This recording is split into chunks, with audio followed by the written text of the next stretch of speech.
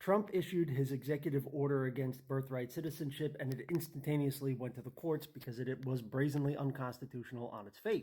And we already know this because famously the Supreme Court has upheld birthright citizenship no matter what the legal status of the parent is over and over and over since the 1890s. The first judge to block it was a Ronald Reagan appointee named John Cognoir. I've been on the bench for over 4 decades. I can't remember another case where the question presented is as clear as this one. This is a blatantly unconstitutional order, he said. There are now other judges piling on. That's why the birthright citizenship executive order has not gone into effect yet. And the Trump administration is still trying to appeal and find some sort of judge that will also break the Constitution with them so they can have an excuse to roll forward. This commenter keeps trying to say, you and I are not qualified to weigh in on such complex constitutional legal matters. This is not complicated. I'm not asking, you would be right if this was some sort of really complex, nuanced case. I'm not asking you to have some deep level legal knowledge of constitutional law. I'm asking you to have a 5th grader's understanding of how government works. Why do you need a judge to tell you that this executive order is unconstitutional? You don't need that. Literally, the 5th article, Article 5 of the Constitution, explains the process for adding and removing amendments.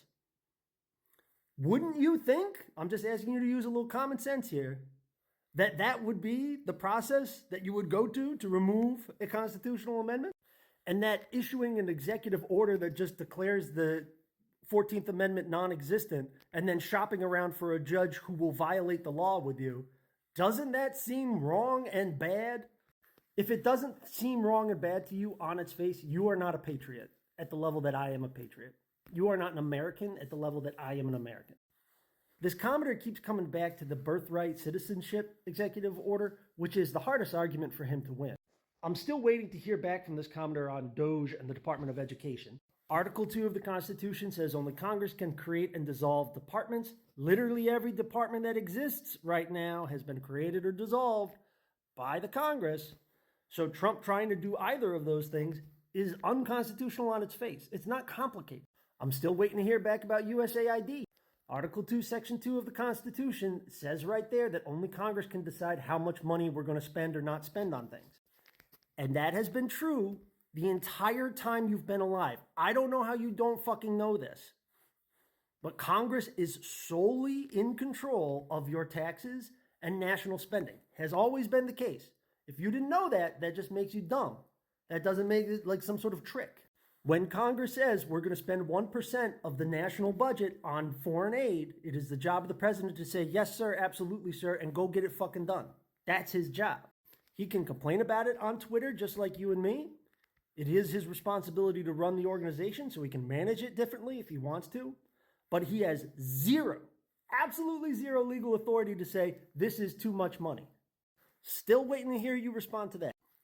This guy left an absurd comment saying, well, if Trump ever violated the Constitution, his supporters would abandon him. What are you talking about? That was the entire first impeachment trial. Congress said, we're going to give some money to Ukraine to fight the Russians. And Trump said, I'm not going to give it to them unless the Ukrainians make up a fake investigation about Hunter Biden for whatever reason. And Congress said, you can't do that. Literally unconstitutional. Now, in an impeachment case, it doesn't go to a federal court, right? The House tries you. So the House is the federal court in that impeachment. They found him guilty of obstruction of Congress and abuse of power. Found him guilty. The House votes to impeach, but impeachment just means impeachment. It just means like you've been officially censured. It doesn't mean you get removed from office unless the Senate says, and we're going to remove you from office. The Senate said, well, he may have been guilty of those crimes, but we think that removal from office is too harsh of a punishment. So the Republican-controlled Senate said, okay, yeah, he violated the Constitution, but we're not going to remove him from power for that. Trump violates the Constitution all the time, publicly, to your face. Like the Constitution doesn't enforce itself, right? The Constitution is just a law. If I pass a law that says it's 45-mile-an-hour speed limit on my road, I can still drive my truck at 55. Right? It's not like passing a law that says it's a 45-mile-an-hour zone creates a gravity well on my road that slows my car down or like governs my truck or something like that.